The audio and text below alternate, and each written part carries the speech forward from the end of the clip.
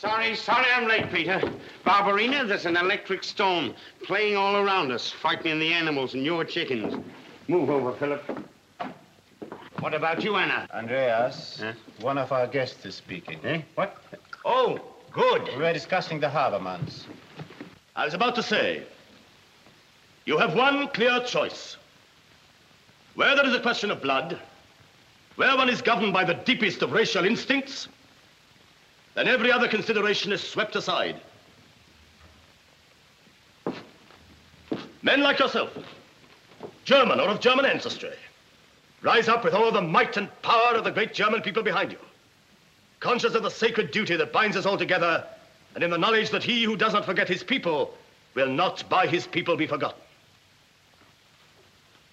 There is a new wind blowing from the east, a great storm coming across the sea, a hurricane which will sweep aside all the old outmoded ways of life and mark the beginning of a new order not only for Europe, but for the whole world. Let those beware who would have the temerity to stand in its way. They will go down before its irresistible impulse and be crushed out of existence.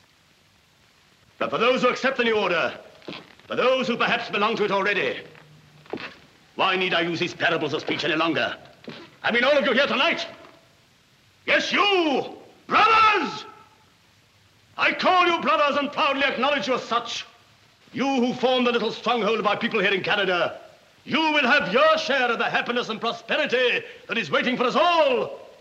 When the storm is over and the sun rises, that mighty sun, which will give us everything we need in life. What sun are you talking about, friend? I am talking of the greatest idea in history. The supremacy of the Nordic race, the German people. I am talking of the being whose name I am certain lives in every heart, whose name hangs on all our lips, whether we can shout it to the world or only whisper it in one another's ears. Germans! Brothers! I ask you to join with me in paying homage to our glorious Führer. Heil Hitler! Heil Hitler!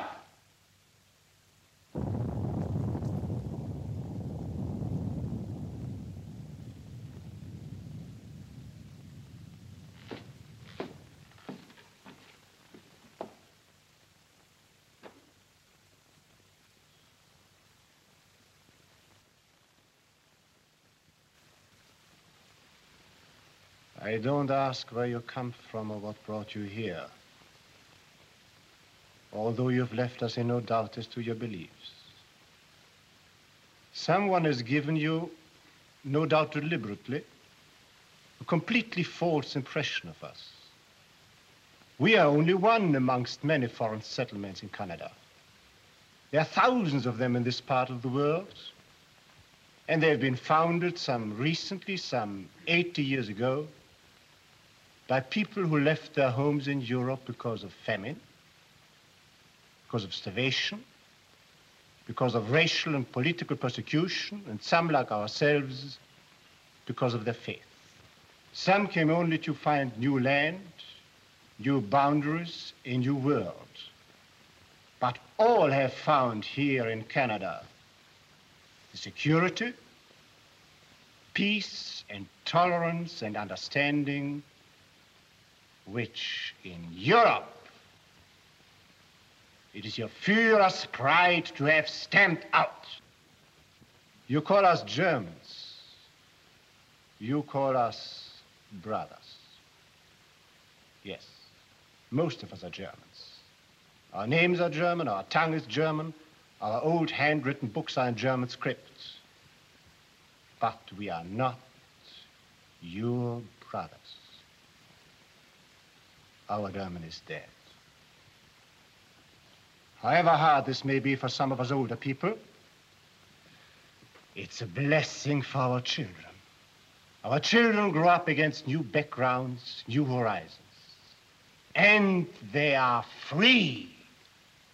Free to grow up as children. Free to run and to laugh without being forced into uniforms, without being forced to march up and down the streets singing battle songs. You talk about a new order in Europe. The new order.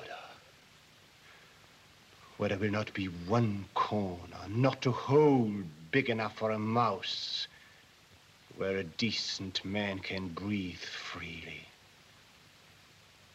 You think we hate you, but we don't. It is against our faith to hate.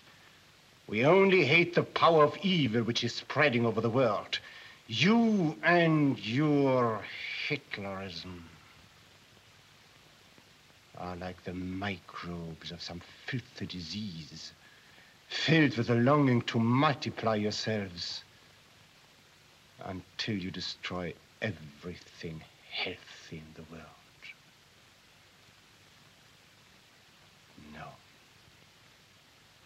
We are not your brothers.